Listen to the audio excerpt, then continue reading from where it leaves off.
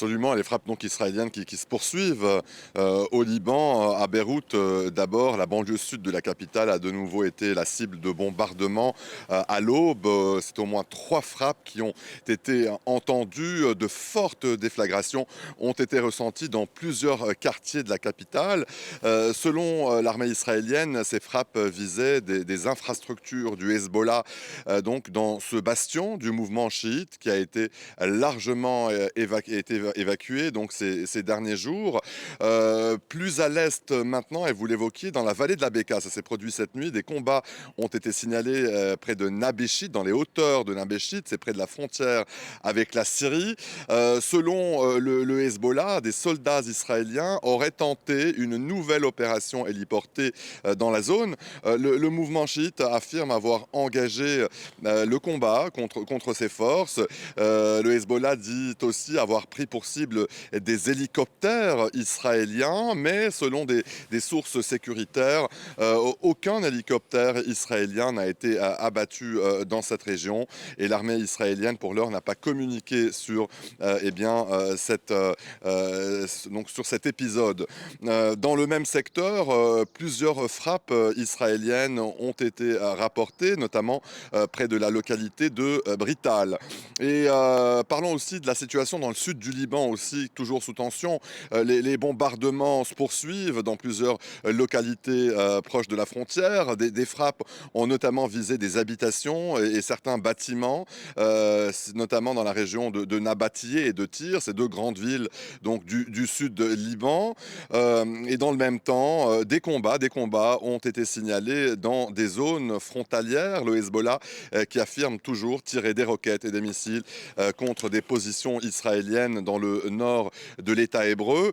Et l'armée israélienne, elle, poursuit donc toujours ses frappes contre ce qu'elle présente comme des infrastructures du mouvement chiite dans la région du sud Liban. La situation donc reste extrêmement tendue, avec donc des bombardements, des affrontements qui se poursuivent sur plusieurs fronts au Liban. Et dans ce contexte de guerre, les élections législatives libanaises prévues au mois de mai, eh bien, ces élections pourraient être reportées. Sauf surprise, le Parlement libanais doit se réunir aujourd'hui pour décider d'un report de 2 ans en raison de la situation sécuritaire. Et puis Serge, reparlons de Beyrouth. On en sait plus sur cette frappe meurtrière contre un hôtel du bord de mer dans la nuit de samedi à dimanche dans la capitale. Elle visait les gardiens de la révolution iranienne. Tout à fait, on n'en sait plus sur cette frappe. L'armée israélienne parle d'une frappe ciblée. 5 responsables liés aux gardiens de la révolution auraient été tués. Parmi eux, selon Israël, 3 commandants importants de la force Al-Quds. Je vous rappelle que la force Al-Quds, c'est donc la branche chargée des opérations extérieures des gardiens de la révolution iraniens.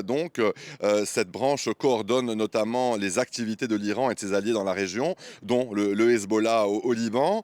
Et donc, selon l'armée israélienne, les responsables visés étaient impliqués dans le financement et la coordination des activités militaires du Hezbollah. Cette frappe s'inscrit aussi dans une pression plus large contre la présence iranienne au Liban. Israël a récemment mis en garde les responsables iraniens présents dans le pays.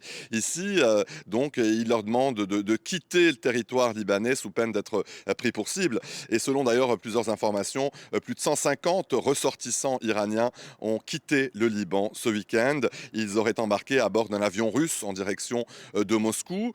Autrement dit, eh bien, vous savez, Israël semble donc viser directement les responsables iraniens ici présents au Liban, et pas seulement les infrastructures du Hezbollah et les commandants du Hezbollah.